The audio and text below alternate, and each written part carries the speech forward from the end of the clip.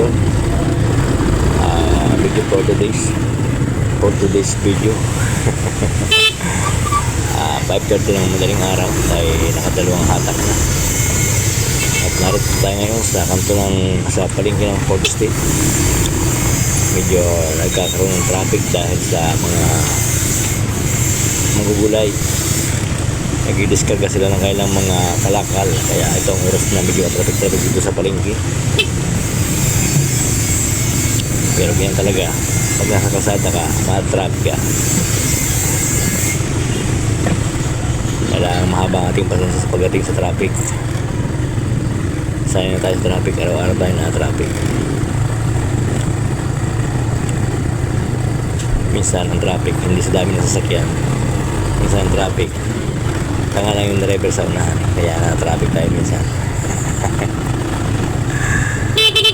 Alright, at sa mga taga-4th Street.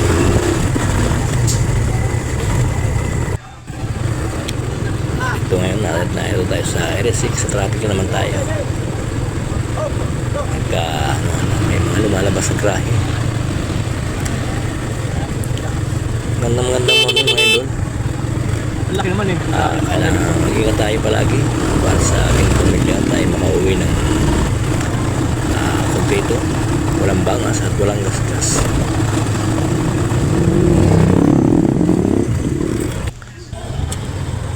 At tayo ngayon nasa area 4. Shoutout sa mga taga Sunrise. Tayo na Soja Villa.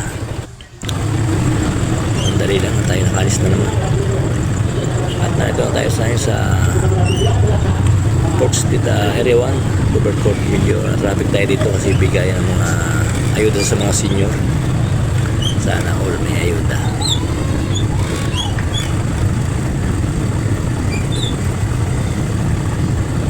Medyo matraffic kasi maraming mga dumarating na mga senior. At tayo nakalampas na. Ito tayo sa ating terminal sa labas. Ito ang aming pinaka-main terminal sa kanto ng 4th Street.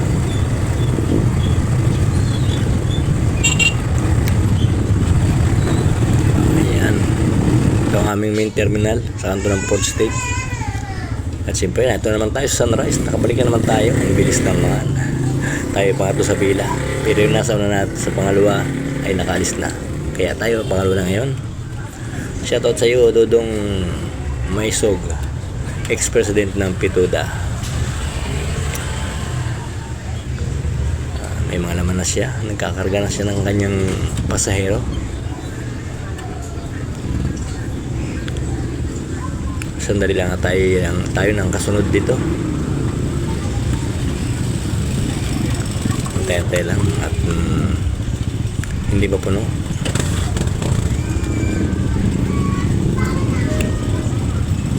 Datingan na sila.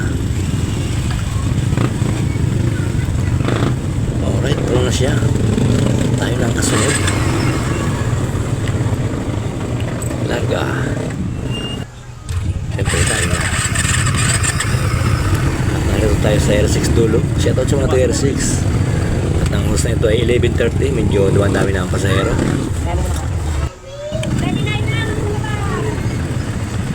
At nandito lang tayo sa aming terminal. Yan, tayo nang nadami ang pasahero kasi mag-alas 12 na. Yan kasi ang tambakan ng pasahero alas 12 patanghali kasi nagkasalubong yung galing sa high school at yung papasok kaya dumadami. Ayan, hindi magkamayo ang pasahero. Ilang hatak lang tayo at tayo malapit nang matapos ang ating oras. Malapit na tayo ma-endo. Kaya kaunting paspas tayo. Baka makakuha pa ng panggasolina. At ito nga, nakabalik na tayo na naman. Lalong dumami ang pasahero. Ayan, dumugsa na sila. Kasi malapit na rin matapos ang biyahe ko. Pero dumagsa na ang pasahero. Ganun talaga. Pagtapos ng oras mo ay tapos na. Wala ka nang magagawa. Ano pa sa walang boyfriend? Single? Siguro mga isang hatak ka lang tayo nito. Di, pasok.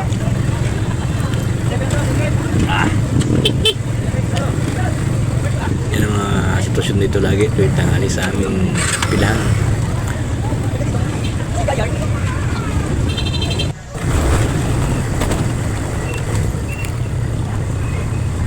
Paspas tayo kasi malapit na tapos ang ating oras. Tambak pa lang pasayro sunrise. Pero tayo puno na ulit. Umaaraw na naman tayo palabas. Kasi malapit ang ating oras. Ayan, nasa kanto na tayo. Ang bilis naman. Pero kahit maraming pasayro, kailangan nating gasolina kasi tapos lang ating oras. Nag-aantay na ating karelyebo. At kailangan natin magasolina para maroon tayong tax kahit kunti. Para yung mga politiko ay may manakaw pa. Joke lang din. Para tayo masabi na tayo mas masarap kung malapit tayo. Oo, sa taas. Kailangan bago mag-gear. Na. Nasa grind tayo. Alright, manggaan. Ito tayo sa gasolinahan.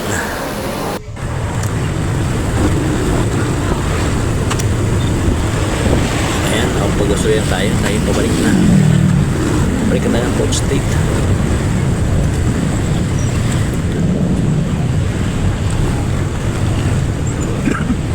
At tayo na traffic pa.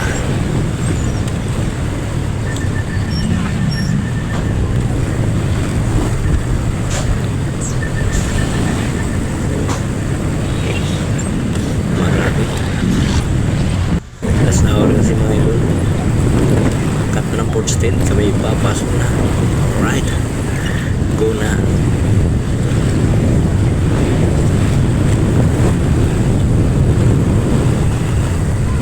Medyo fast forward tayo kasi mabilis ang oras. Bilis natin ang ating takbo.